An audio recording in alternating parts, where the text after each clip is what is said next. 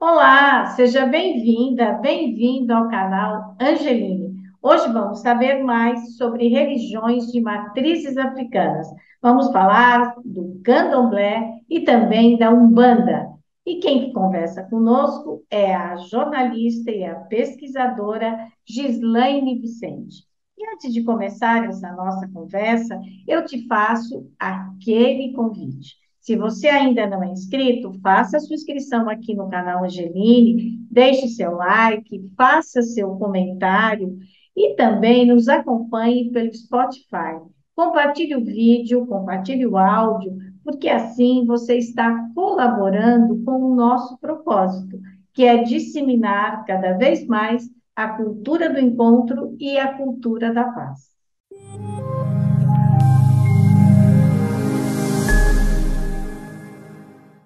Gislaine Vicente, é um prazer recebê-la aqui no canal Angeline. Muito obrigada por ter aceitado o nosso convite. Olha, Cris, eu agradeço bastante, fiquei bastante feliz com o convite e estamos para colaborar. Então, olha, a Gislaine está aqui, ela é jornalista, ela já trabalhou em grandes veículos de comunicação e ela hoje está num programa de rádio na cidade de São Paulo e que eu diria que é inédito o que ela faz. Ela fala na rádio sobre o candomblé, as religiões que a gente fala aqui, tanto de matrizes africanas. Então, a Gislaine hoje vai nos contar qual é a importância que tem falar sobre uma religião de matriz africana, como é o candomblé, num veículo de comunicação? Porque todo mundo acho que deve saber, quem começou a se comunicar através principalmente do rádio e depois foi para a TV, era a Igreja Católica. Tinha horário do terço, tinha horário do meio-dia, tinham vários horários em que várias rádios faziam, eram orações mesmo, que depois viraram pregações. Depois, os evangélicos, com muitas rádios, fazem muitas coisas. E as religiões de matrizes africanas, eu não me recordo de ter uma forma de divulgar a religião dessa forma. Então, ela está aqui por esse motivo, vai falar da importância da comunicação. Mas eu gosto que, quando a pessoa começa a conversar aqui conosco, nos conte, Gislaine, como é que você se ligou ao candomblé ou se a sua família já vinha na tradição do candomblé. Bom, Cris, o nosso começo vem sempre pela família, né? Uhum. Então, no caso, a minha mãe tinha a mãe dela, minha avó materna, que eu não conheci. Eles são procedentes, elas eram de Fortaleza, e minha mãe teve conhecimento lá. Quando ela migrou para São Paulo, ela trouxe esse conhecimento, e aí, já casada com meu pai, que meu pai também era do Ceará, eles tiveram um ponto em comum, porque a família do meu pai, embora meu pai não fosse da religião, mas ele também tinha um ponto em comum, que era uma tia dele, que na verdade era casada com o meu, vamos dizer assim, meu tio em segundo grau, né, como as pessoas costumam dizer, que era tio do meu pai, na verdade, irmão do meu avô. Então, eles tiveram esse ponto em comum. Lógico, a minha mãe, sim, iniciada, ela com muito mais afinidade, ela me trouxe, né? E ela sempre me levava, vamos dizer, para os cultos, para todo o convívio com as pessoas do candomblé, de terreiro. Então, eu fui pela minha mãe, nem tanto pelo meu pai. Embora essa tia tinha um terreiro do Nordeste também, mas de outro estado, ela manteve um terreiro até antes dela começar a ficar doente, porque ela morreu em 2017, já com 92 anos. E ela, por mais de 60 anos, teve um terreiro. Depois foi rareando mais, mas foi o meu convívio que eu lembro de criança, minha mãe caminhando para os terreiros, as festividades, e essa minha tia que tinha também a casa dela e também fazia essas festividades. Então, esse é o meu começo. A partir daí, foram outras vivências já. E aí você tem uma função dentro do candomblé, não é? Cada pessoa tem uma função, esse é o termo que a gente usa, não sei. Seria um cargo ou um O posto. cargo. Uhum. Isso, um cargo ou um posto. Isso, ele vem pelo jogo de búzios, porque tem toda uma ritualística antes da gente assumir esse compromisso. Existem duas categorias que a gente chama, os rodantes e os não rodantes. Os rodantes são os que efetivamente recebem as entidades, os orixás, são os médiums, né, que a gente diz que são totens vivos. Então, eles recebem realmente as entidades, os orixás, no corpo deles. Nós que somos ogãs e equedes, ogãs na categoria masculina e equedes, que são as mulheres, que não rodam de santo, são pessoas que atuam administrativamente. Então, a gente... que não incorpora o santo, é isso? Isso, exatamente. Esse é o termo. Uhum. Esse é o termo. A gente não é rodante, digamos assim. Então, nós administramos, porque vamos partir do princípio que, assim, se todo mundo entrasse em transe, melhor dizendo, não tem ninguém para dirigir nada, né? Então, ficaria todo mundo em transe e não haveria como se fazer as outras coisas. Que você tem, é uma festa, uma festividade. O que a gente chama de função são os dias que antecedem a essa festa que culmina com a ritualística toda. Então, tem toda uma função, tem preparativos, tem rituais, tem uma série de coisas que antecedem a festa final. E, para isso, precisam dessas outras pessoas que não entram em transe, né? Administrativamente, você precisa ir ao mercado comprar coisas, precisa fazer certas coisas que em transe ninguém faz. Então, eu pertenço a essa segunda categoria. Quando você fala, desculpa, quando você fala em festividades, você está falando de todos os rituais, é isso? Que existem. Então, vocês ajudam assim, para a gente entender um pouco, vocês fazem parte da produção, né? Vai lá, organiza tudo, arruma, e no dia também vocês ajudam a coordenar, é isso? Exatamente, exatamente. Porque essa produção, ela é feita com bastante antecedência, porque cada festa dessa, ela custa não só tempo, como tem uma parte financeira, tem uma outra parte que é espiritual, então tudo isso você leva um certo tempo para fazer. É um preparo, então, né? A gente participa disso tudo. Perdão? É um preparo, é um ritual até chegar na festa, né? É um ritual mesmo. Né? E aí é aberto ao público. Então, o público fica com essa parte final, que é o que a gente pode mostrar a eles. Agora, essas pessoas que incorporam, elas, na verdade, elas não falam com outras pessoas, como acontece na Umbanda, né? Na Umbanda, quando incorpora, elas atendem as pessoas, elas dão conselho. No Candomblé também acontece isso? Depende muito de cada raiz de cada casa. Eles conversam, sim, mas não é como acontece na Umbanda, em outros rituais, em outras religiões, do passe, do conselho, acontece, mas em menor número, porque quando chega na festividade, na festa final, isso tudo já aconteceu. Então, aquele contato mais direto com os filhos de santo, com os que estão em transe, então, assim, isso já aconteceu.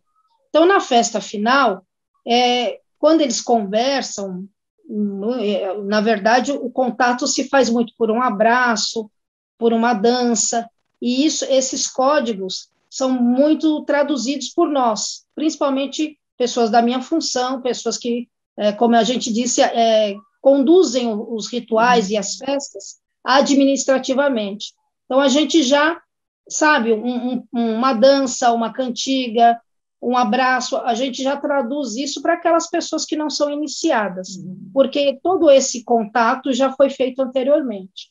Agora, Gislaine, e como que você decidiu, então, ir até a Rádio Sensorial e começar a falar do candomblé?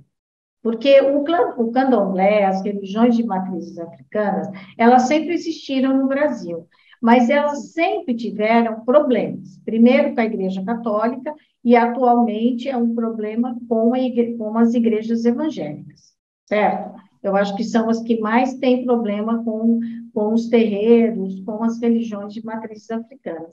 Aí, como que você resolve ir e se expor, na verdade, na rádio para falar sobre o candomblé? Olha, na verdade foi um convite. Realmente eu sempre fui muito reservada, sempre me reservei muito, até por tudo isso que você disse. Porque antigamente o preconceito era grande. Agora as pessoas se expõem, explicam, mas o preconceito continua. Em menor número em algumas localidades, né, às vezes isso é abrandado por sei lá, uma personalidade que acaba se colocando, olha, eu também sou, não é nada disso, do que se fala, dessas fake news. Então, na verdade, eu recebi um convite. Havia um amigo, Baruqueci, porque a minha vivência também com os meios de comunicação dirigidos, porque eu nunca me escondi, mas também nunca me expus. Mas eu já vinha participando de alguns meios de comunicação. Eu escrevi para revistas dirigidas, para jornais, e o rádio foi em última instância. Já participei de outros programas como convidada, porque eu também sou pesquisadora, não só de matriz africana, não só de religiosa, né, dessa pesquisa religiosa, mas também de cultura popular. Eu participo muito de cobertura de carnaval, essas coisas que também estão ligados a isso, né? Tem um fundo de ligação com o samba, com o candomblé. Mas até eu chegar a Sensorial, eu recebi um convite para substituir o Baruqueci, que é um babalorixá de Guarulhos. E a criação desse programa foi dele com o babá Ronald Ed, que é de Umbanda e é dono da rádio. E ele teve um problema com a esposa, uma questão de saúde, e ele falou, não posso mais tocar o meu programa. E como eu já havia participado com ele nesses outros meios de comunicação, jornais e revistas, ele falou, acho que você está apta a me substituir. E eu fiquei um período. E tudo bem, terminou esse período, eu falei, olha, acabou, eu vou continuar minhas atividades, tranquila. E aí o babá Ronald Ed me falou, olha, o Baruqueci não vai continuar pelo problema de saúde da esposa, você pode continuar? Eu falei, posso, não tem problema nenhum. E assim foi a minha saga começando na Sensorial. Pois é, Cris, eu sempre fui muito reservada. Eu sou até de um orixá que ele é muito reservado. Tem toda uma nuance, né, que eu posso te contar depois, mas a minha personalidade, apesar de eu falar muito, porque eu sou geminiana, mas sou jornalista por formação como você também, então eu gosto de falar. E o meu primeiro meio de comunicação, ainda na faculdade, foi o rádio. Eu comecei primeiro em rádio, depois fui por meios impressos, depois televisão, assessoria de imprensa, internet, publicidade, fiz cinema, mas comecei no rádio. Então, falei, eu me identifico com a Sensorial. E aí, a partir daí, já são 5 anos, eu faço meu programa toda semana gravado, às vezes faço ao vivo, mas a maioria das vezes é gravado, eu escolho esse tema, e aí fui embora. E, naturalmente, assim como você me convidou, outras pessoas me convidaram, então isso começou a aparecer mais do que eu quisesse até. E aí eu falei, acho que, a exemplo de outros colegas que agora, ou seu time, sua participação política, as pessoas estão mais abertas, até acho que pela internet. Eu falei, olha, eu acho que eu corro menos risco agora, eu acho que eu posso me expor um pouco mais. E até te agradeço por isso. E aí, essa é a minha trajetória inicial e que continua aí na Sensorial. Agora, Gislaine, nesse programa que você faz semanal, você explica o que é o candomblé ou você responde perguntas? Como que é o programa? Normalmente eu escolho um tema e falo sobre esse tema durante o programa. E ao longo da semana eu vou recebendo a participação. ela não é uma participação direta, porque como ele é gravado, eu não consigo responder naquele momento, mas eu recebo depois. Tem a página da própria rádio, tem as minhas redes sociais, e as pessoas, olha, me identificam, olha, você pode me esclarecer esse ponto? Olha, gostei muito, ou às vezes é só um contato mesmo, olha, parabéns, acho importante ter isso, porque, como você disse, os canais são poucos.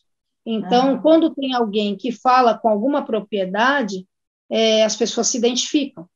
E, como você disse, os canais evangélicos são muitos. Eu lembro, na minha infância, de ter o Rex Humbard, que era um pastor evangélico americano. Então, a partir daí, eu acho que foram aparecendo outras coisas, Santa Missa em seu lar, né, os canais católicos, como você disse. E de matriz africana, eu acho que conforme as coisas foram se abrindo, as pessoas foram se expondo também. E eu acho que é um momento, porque esse momento afirmativo da negritude, então surgiram canais, não digo só de comunicação, tem uma universidade que é voltada para os negros, como a Zumbi dos Palmares, em São Paulo. Inclusive, eu trabalhei lá. Então, os canais, de modo geral, foram se abrindo. Então, eu acho que o programa de rádio foi uma consequência. Certo. Agora, eu vou aproveitar aqui você para te fazer algumas perguntas. Eu queria saber o seguinte, por que que quem é do candomblé ou da Umbanda usa roupa branca e precisa ser na sexta-feira? E se diz respeito a Oxalá. O dia de Oxalá, que é o nosso pai maior, que é um orixá que a gente chama Funfun, porque ele participou da criação do mundo. Foi a partir dele e que as coisas, para nós, da visão iorubá, na visão africana, se espalharam. Como a mãe Carmen disse num outro programa para você, Olodumare, que é o nosso Deus, o Deus Supremo, que para todos é Deus, mas para nós é o Deus do ponto de vista africano, né? E aqui no Brasil isso também se traduz. Olodumare, por meio de Oxalá, cria na sexta-feira, porque a semana iorubá é de 4 dias, não é de 7, como a visão greco-romana. Então, a sexta-feira foi o dia da criação, em homenagem a Oxalá, que é o patrono da nação Efon, que é uma outra linha do candomblé, porque a minha é Queto, nação Queto. A nação Efon tem como patrono Oxalá, mas eles todos no Brasil se agregaram. Então, a nação Efon, Jeje, Angola e Queto se juntaram no candomblé do Brasil, de matriz africana. Em homenagem ao Oxalá, em homenagem ao dia da criação, todos nós, na sexta-feira, procuramos utilizar o branco. Então, a gente passa o dia de branco, é um dia de silêncio, não que a gente não fale, nem, né? Mas como Oxalá é um santo muito delicado, ele gosta do silêncio para ele poder elocubrar e ele pensar no que foi feito na criação do mundo. Então, é um dia que a gente procura também não gritar, não falar muito alto e se mantém o branco. E o branco, ele tem algum significado? A cor branca? Bom, além da cor da paz, para nós, o branco, ele também significa luto. Quando alguém morre, a gente não se veste de preto, a gente se veste de branco. Então, ele tem várias vertentes, o branco, para nós. Então, o branco, além de remeter ao Oxalá, que ele é o início, mas ele também tem uma parte no fim do mundo. Então, você tem a criação do mundo, apesar de ter participação de outros orixás, além da linha Funfun, que são todos os que vestem branco, ele tem outros orixás da participação da criação do mundo. Odudua, que ninguém incorpora, porque é uma energia muito além do que o corpo humano pode suportar. Aí ele tem Nanã, tem outros orixás que também são antigos na criação do mundo. Então, esse fundo, né, desse mito, desse Itã, que para nós é uma lenda, mas foi alguma coisa que aconteceu há cerca de 10 mil anos atrás, porque o candomblé ele é mais velho do que o cristianismo. Então, ele vem com uma visão muito mais antiga e até mais primitiva, digamos, na criação do mundo. Agora, quando se fala em roupa branca, nós estamos falando, inclusive, das peças íntimas. É branco o corpo inteiro, né? É Sim, isso? não necessariamente, mas principalmente nesse dia a gente utiliza o branco, mas inclusive com as roupas de baixo. Certo. Agora, o que eu gostaria de saber é quando você. Porque às vezes a pessoa fala assim: ah, se você vai em algum terreiro, não vá de roupa preta. O que tem o preto que ele não é usado a cor, né? Nem no candomblé, nem na Umbanda? Por quê? Porque para nós o branco é mais importante do que o preto. Na verdade, tem só um orixá que ele aceita o preto, que é o Mulu, que é o deus da saúde. Então, ele se compõe, eles têm caminhos que nós chamamos de qualidades. Essas qualidades, para você e os leigos entenderem, são passagens, porque os orixás viveram na Terra. Nós dizemos que são deuses que estão mais próximos de nós, porque eles viveram na Terra. Então, ele tem passagens. Essas qualidades, ele tem, cada cor significa uma coisa. Então, você tem o Efum, que é branco, você tem o Ossum, que é o vermelho, e tem o Age, que é o preto. O que o vermelho significa? O vermelho é a vida, Uhum. é o sangue. O branco é a paz, é a criação do mundo. E o Age, que na verdade ele substitui o preto. O preto, ele não entra para nós. O preto, ele não é uma cor que para nós tenha muito trânsito. Como eu disse, apenas o Mulu dentro dos orixás.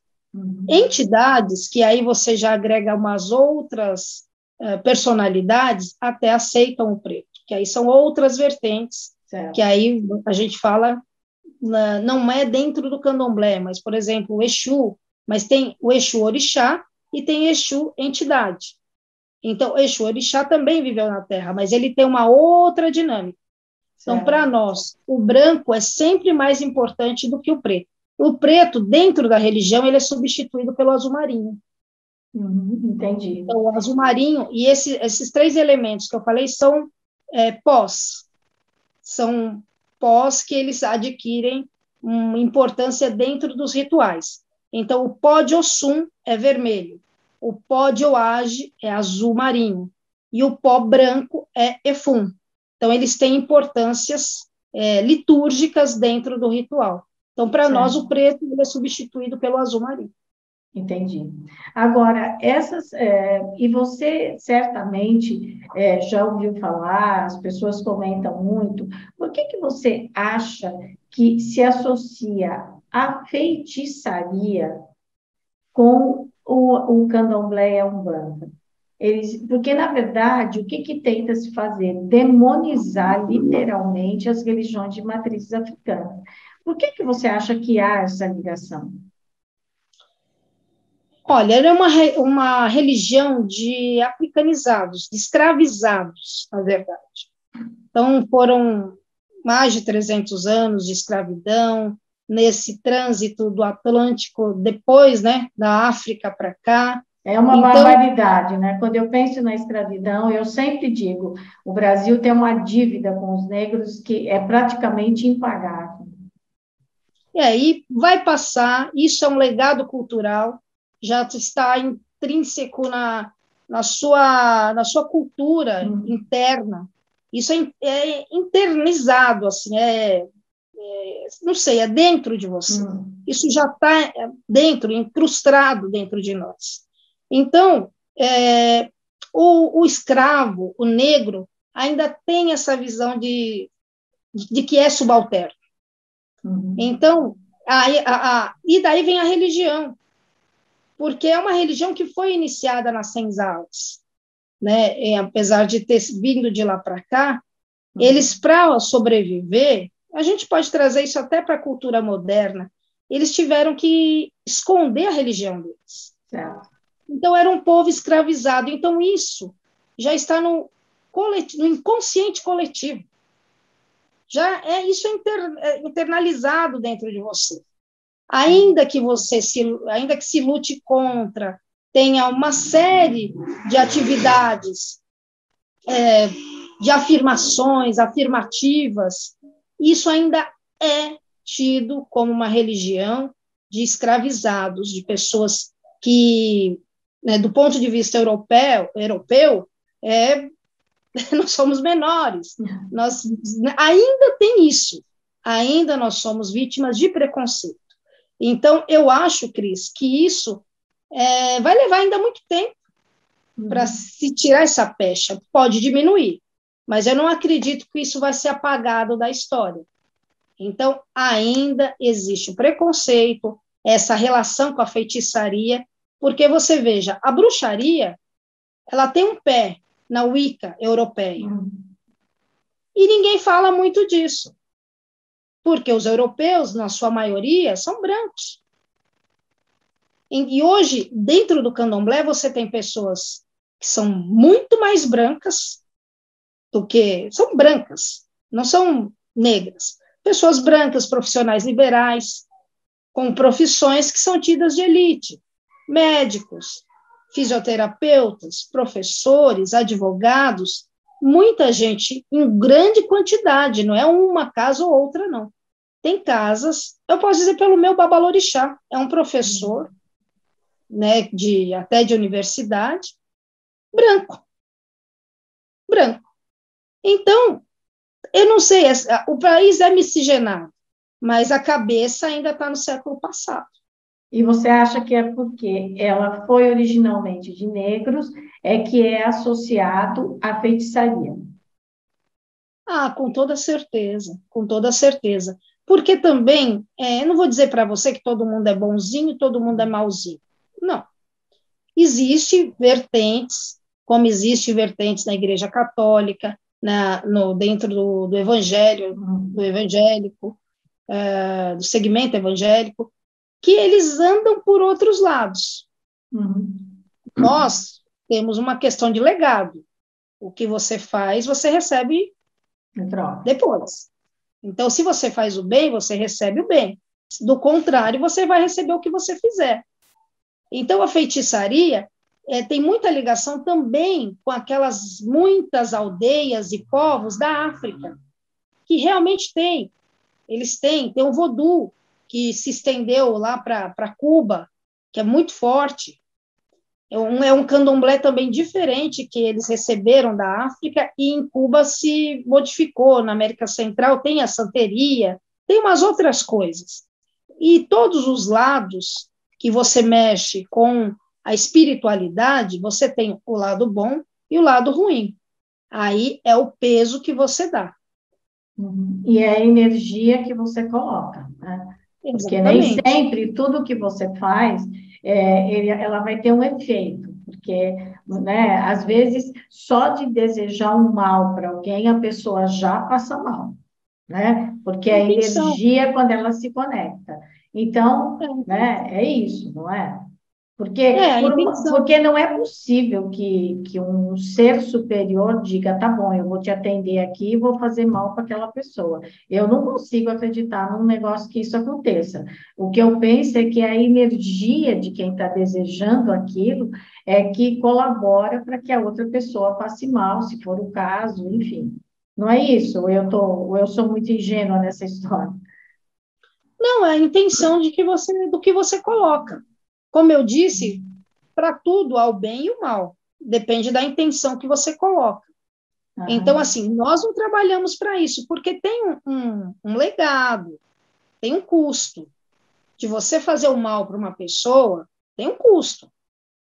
Assim como tem, se você fizer o bem, melhor para você. Então, nós temos uma coisa que é o livre-arbítrio.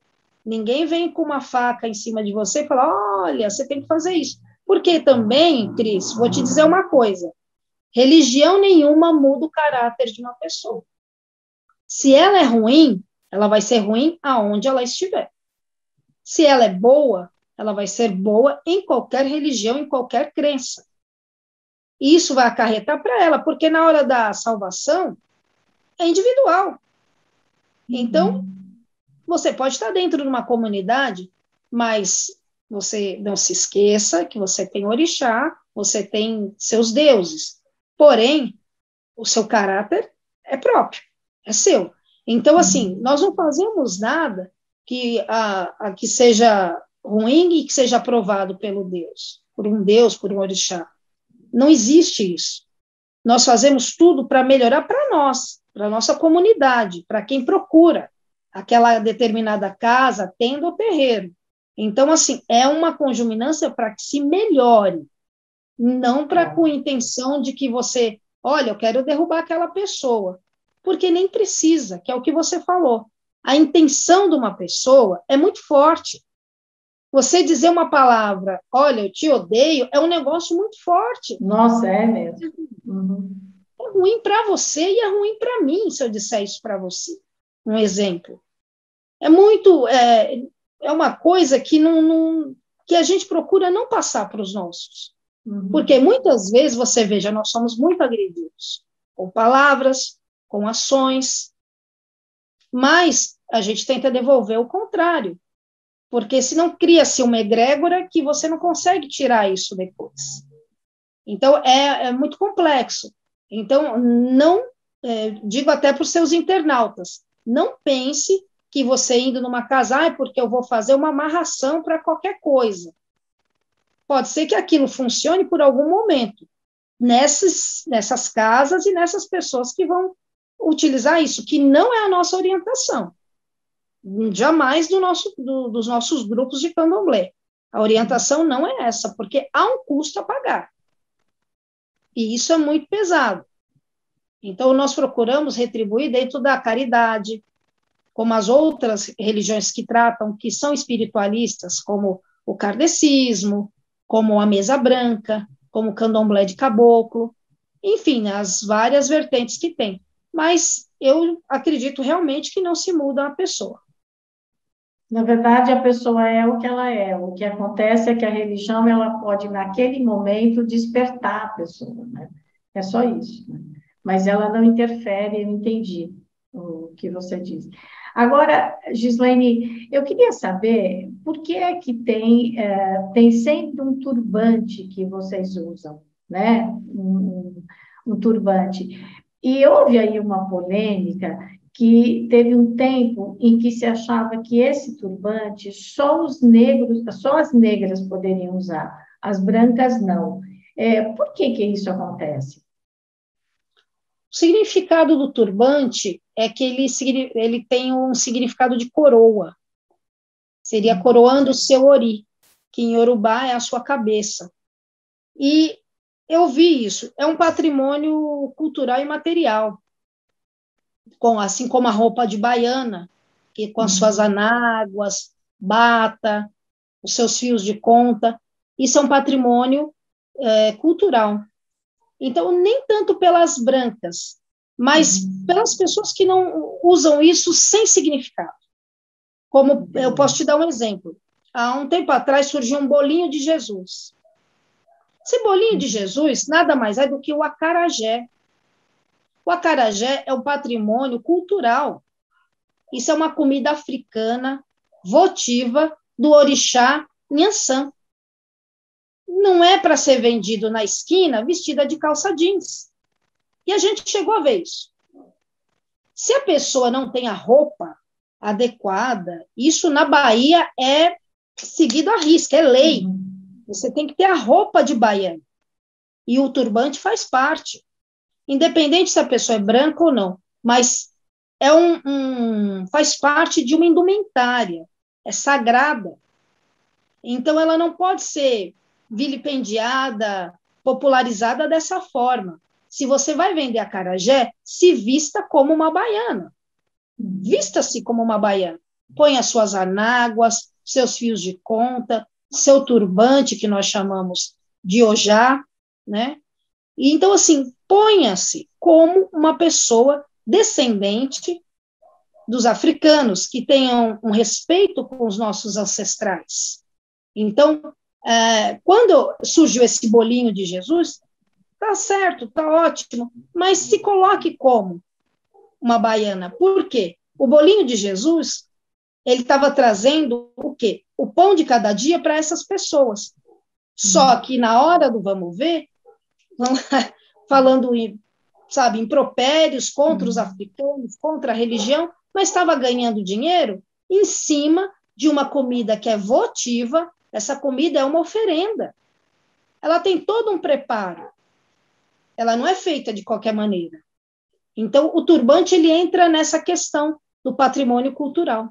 Certo. Gislaine, eu gostaria de saber também qual é o significado dessas contas, dos colares que as pessoas usam e de diferentes cores. Cada orixá tem um reinado. Uhum. Então, por exemplo, a gente falou de Oxalá no outro bloco. Oxalá, normalmente a gente usa o branco leitoso, que é para Oxalufã, que é o período que ele é o Oxalá velho, que ele já está maduro, que ele é o sábio. E o Oxalá mais jovem, ele é chamado de Oxaguiã, ou Oxoguiã, né? Dependendo da raiz, um fala Oxaguiã ou Oxoguiã. Mas, de qualquer maneira, ele tem as suas contas com cores diferentes. Então, é branco, que a gente diz salpicado de azul, porque o azul, ele remete a Ogum. Ogum é o deus da guerra, da tecnologia. Foi Ogum que primeiro fabricou facas, punhais, bigornas, todo tipo de paramenta para se fazer aquelas ferramentas de outrora, que são usadas até hoje. Hoje a gente tem outras coisas e é chamado do deus da tecnologia. Então ele tem essa fusão, digamos, no reino de Oxalá. Existem passagens que são lendas e tãs, que a gente chama em Yorubá, contando essas coisas. Então, por exemplo, se você tem Oxum tem uma qualidade. Então, ela tem uma passagem com aquele outro orixá, e por isso essas contas são diversificadas. Oxum é amarelo, quando entra o azul de Oxóssi, já é de Logum-Edé. Então, Logum-Edé é um orixá que é da caça e é da pesca. E os pais dele são Oxum e Oxóssi, numa determinada qualidade, dizendo assim para ficar mais fácil. Os dois nasceram Logum-Edé. Então, ele tem essa fusão, contas amarelas, douradas e azuis. Então, a gente tem, todos os orixás têm domínios. Então, esses domínios passam pelas contas. Então, se você tem Ossan, as contas deles são brancas, rajadas de verde. Ossan é o deus da medicina. Então, a gente diz que Ossan é o farmacêutico, o Mulu é o médico.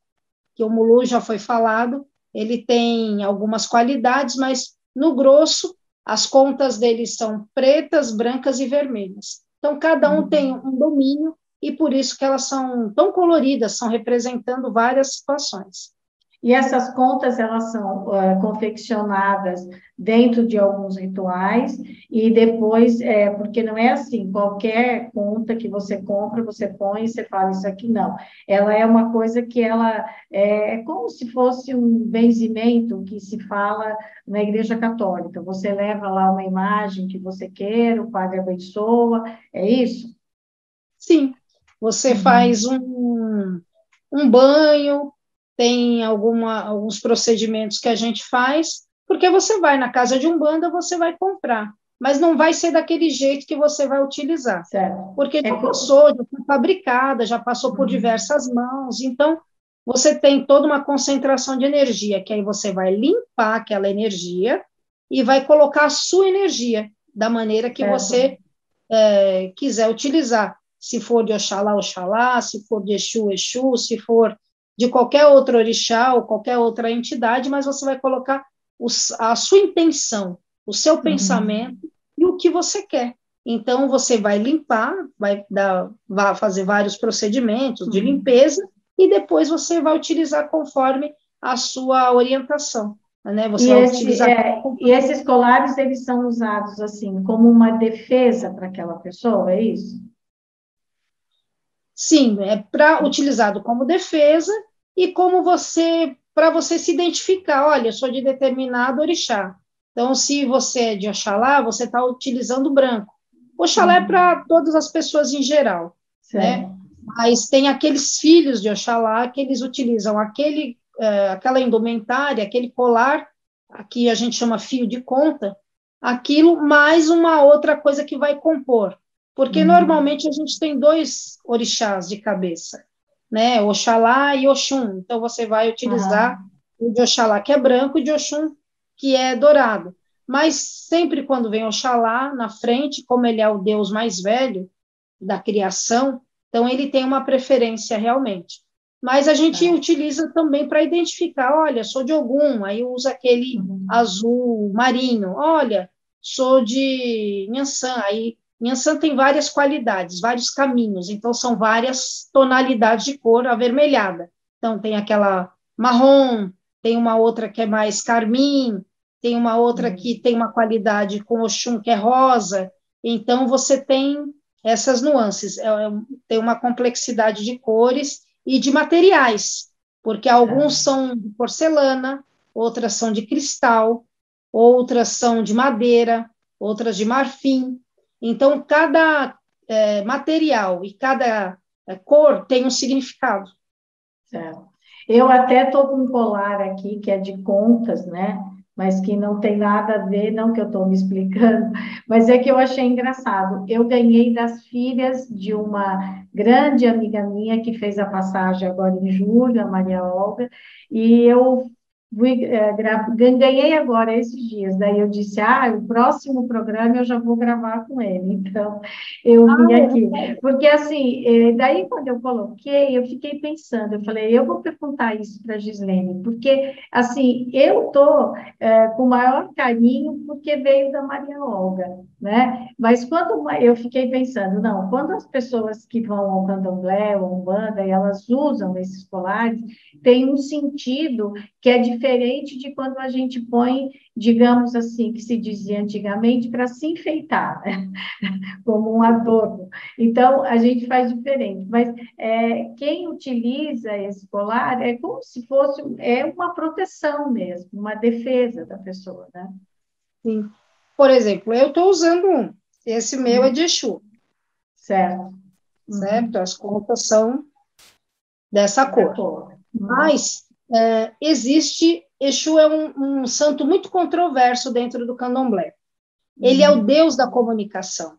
É ele que faz a comunicação entre o Aie, terra, e o Orum, que é o céu. A gente utiliza muito o vocabulário iorubá. Então, ele é um deus controverso. Aí, até aquela sua pergunta sobre feitiçaria e tudo mais, isso se abate muito sobre Exu, porque ele é justamente quem faz a comunicação. E cada orixá tem o seu Exu. E cada um faz a sua comunicação. Ele é o trickster, ele é o rápido de raciocínio, ele é como se fosse o bobo da corte, sem nada de bobo. Ele é quem faz a comunicação. Então, ele tem peculiaridades que ele faz o erro virar acerto. Existe um ditado iorubá que ele diz isso. Ele faz o erro virar acerto. Na verdade, é um Deus muito controverso, mas ele não é que ele é do mal. Ele testa a sua capacidade de entendimento. Então, quando eu uso esse daqui, ele está me protegendo, porque ele também aguça a minha mente. Apesar, como eu falei, você também falou, nós somos geminianas, a gente fala muito, muita comunicação, e a cabeça a 1000 por hora.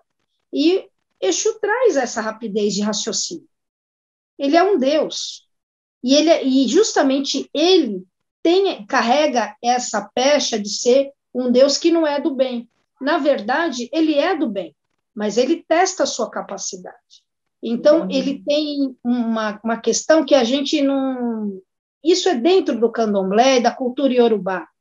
Nós não somos certos 100%. Ele é o Deus que está mais perto de nós humanos, porque ele é o que está na rua, é o que te dá aquela rapidez de raciocínio, é o que faz você se comunicar melhor. Então, além dele me proteger, ele aguça a minha memória. Então, a gente tem esse compromisso. Talvez seja um pouco complicado de entender, mas dentro da cultura nossa, ele tem um significado muito importante. E cada um tem a sua cor. Existe Exu com essas cores, preto e vermelho, o Exu de Oxalá, que é um Exu que veste o branco, tem o Exu de Ogum, por exemplo, que ele também pende para o azul, porque Ogum, dentre os seus caminhos, ele se utiliza do azul. Existe Ogum que veste branco também. Então, assim, outros que vestem verde. Então, às vezes, por isso a confusão dentro da Umbanda. Mas a Umbanda também utiliza os fios de conta, que os umbandistas chamam de guias, para atingir os seus objetivos. Também são preparados de maneira adequada. Certo. Agora, Gislaine, eu vou fazer aqui um paralelo aqui, mas eu queria que você me dissesse se isso está errado ou não, né? É o seguinte, assim como tem várias igrejas evangélicas, onde a essência delas é praticamente a mesma, mas ela muda em alguns rituais ou alguma maneira de fazer o culto, isso também acontece no candomblé, porque você disse, tem o candomblé caboclo, tem o candomblé que veio da África, é isso? Acontece, e dá para saber quantos tipos tem? Olha, no Brasil, a gente tem 4 principais, mas são muitos. A África produziu muitas religiões baseadas nisso, porque, por exemplo, você tem o culto a Egungun, que são o culto aos ancestrais de determinadas famílias. Isso também tem aqui no Brasil. Você tem na ilha de Taparica, tem uma casa aqui em Diadema.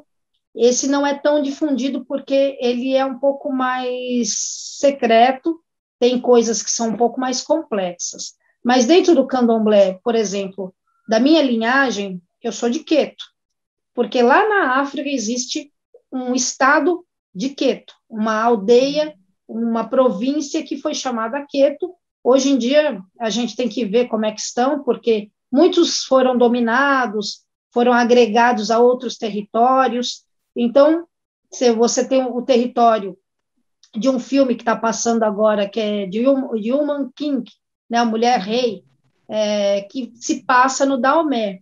Hoje o Daomé não existe mais, se chama Benin. O reino de Daomé não existe mais, existe Benin, que é a terra de Nanã, que é uma deusa da transformação, é uma das mais antigas, ela também participou na criação do mundo.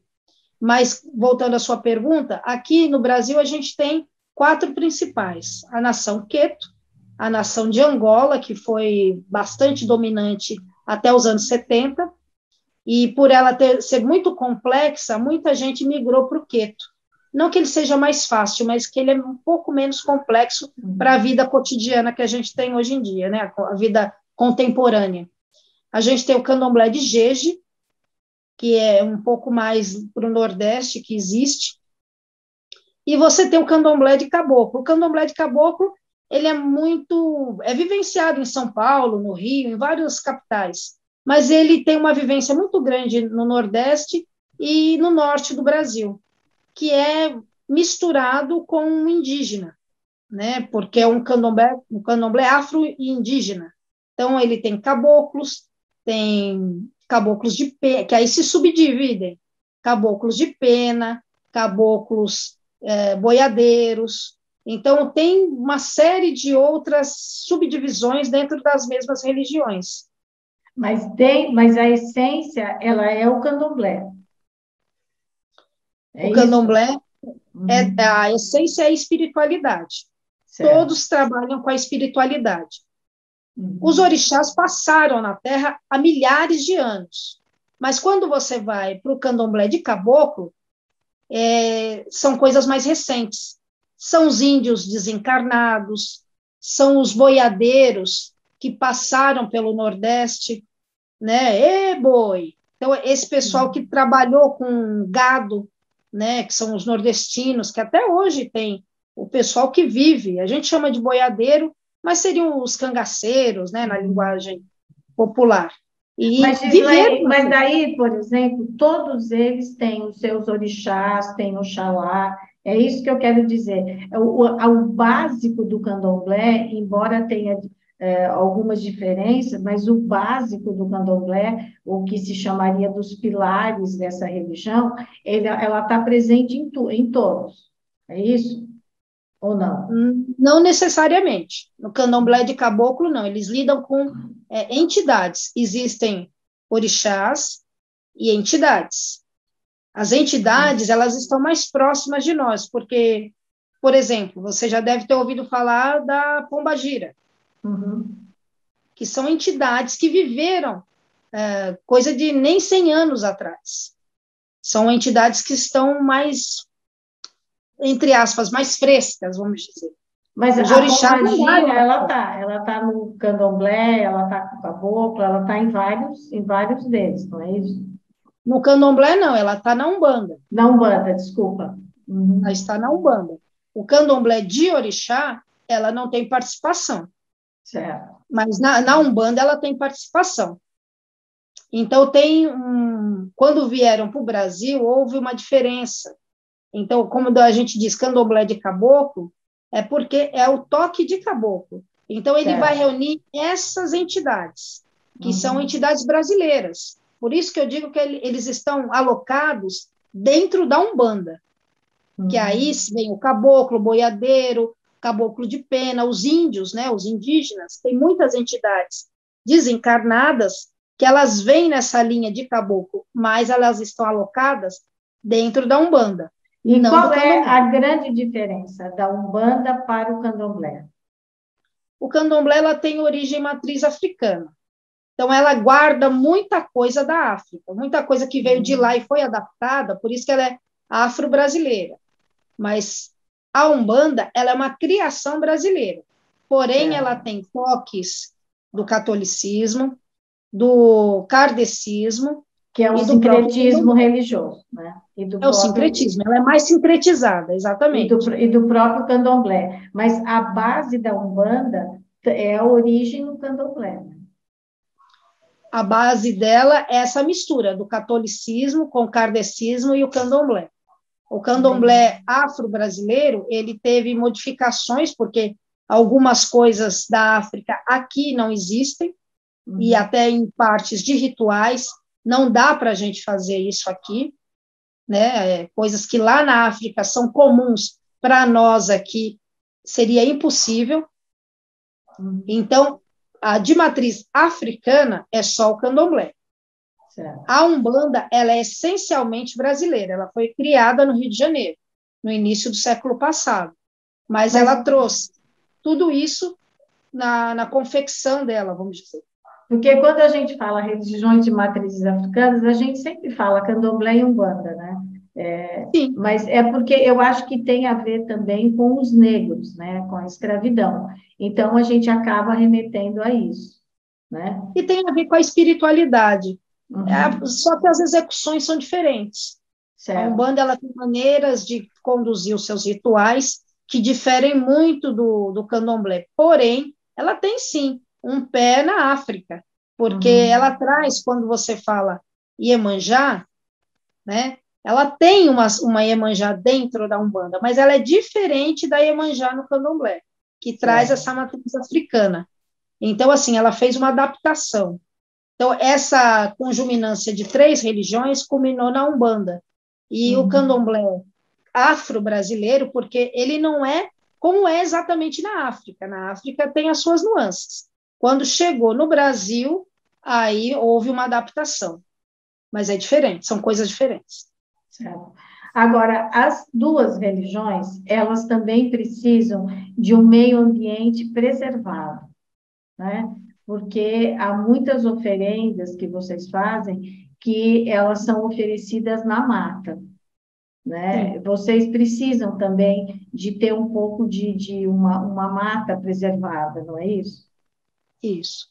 É, nos anos 70, os anos 60, 70, ainda se utilizava muito plástico, Uhum. mas a gente sendo politicamente correto, nós adaptamos.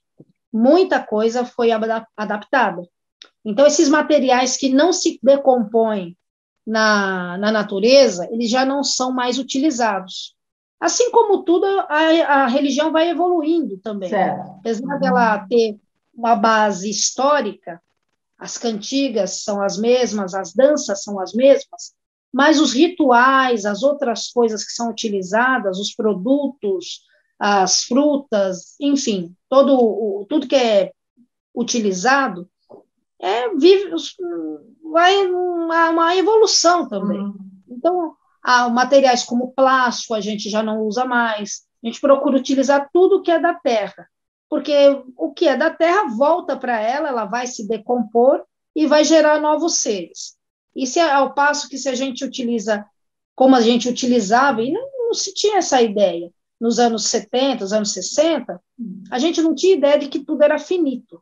Então, era utilizado. Então, você vai ver filmes antigos, com muita coisa de plástico, muita coisa que hoje a gente já não utiliza mais. Então, realmente, a gente mantém tudo preservado, existem projetos sociais dentro de muitas casas, de muitos terreiros, para a preservação da natureza, porque realmente se chegou a uma conclusão que ela é finita. Então, você vê muita poluição, muita coisa, e a gente não quer colaborar com isso. E também, assim, as oferendas que vocês fazem, elas são feitas geralmente na mata, né? Sim, sim, elas voltam para lá porque a base nossa é a floresta. Isso, de todas as religiões de matriz africana, tanto nós como a Umbanda, a mata é que nos dá a subsistência. Então, é o rio, são as corredeiras, a cachoeira, a floresta de modo geral, a agricultura, a terra, então o ar, né, também. Então, tudo isso para a gente conjumina numa coisa maior, que é a preservação. Certo. Gislaine, é uma delícia conversar com você, né? Primeiro, porque você realmente fala muito bem, segundo, porque você tem um conhecimento, né? Eu gostaria de saber se você gostaria de dizer alguma coisa que eu não te perguntei, que você acha que é importante aqui para essa nossa conversa. Olha, Cris, de antemão te agradeço muito aí a oportunidade, fico aberta para novos encontros. Eu sou uma estudiosa da cultura popular, eu trabalho também com carnaval, então pesquiso muito nessa área também, além da parte religiosa.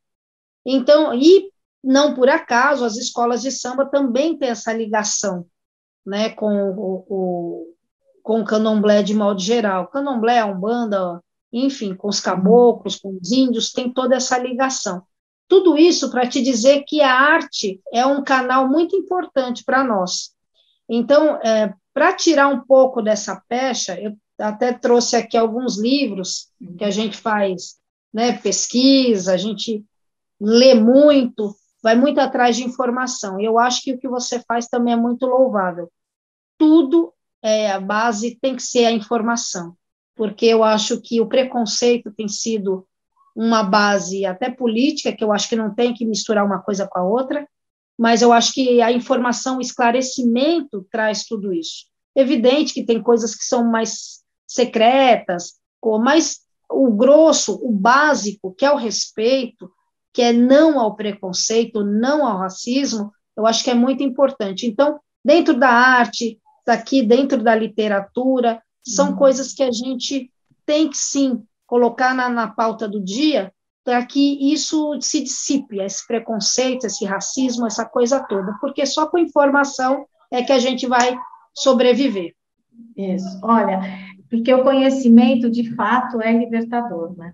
Eu vou te pedir o seguinte, Gislaine, pega de novo o livro, um por um, e você mostra o nome do livro para as pessoas saberem, e a gente vai deixar também na descrição, tanto do YouTube como do Spotify, o nome e aonde ele pode ser encontrado. Você pode mostrar de novo, por favor? Posso. Mostra um de cada vez. Olha, esse aqui, eu falei muito de Ori, né? Ori, na linguagem iorubá, é cabeça.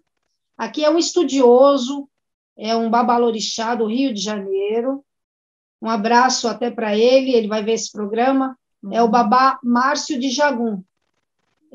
Esse livro chama-se Ori, a Cabeça como Divindade. a cabeça nossa também é um orixá. Então, ele explica, ele é um estudioso, ele tem vários livros publicados, vários livros, e eu uso muito como base, porque a gente tem que estudar, Claro. porque a gente estuda os cânticos, as rezas, porque a gente tem que ter isso tudo na cabeça, não é muito pouca coisa, não, é bastante. Então, um axé para o Babá Márcio, que ele sempre nos ajuda muito.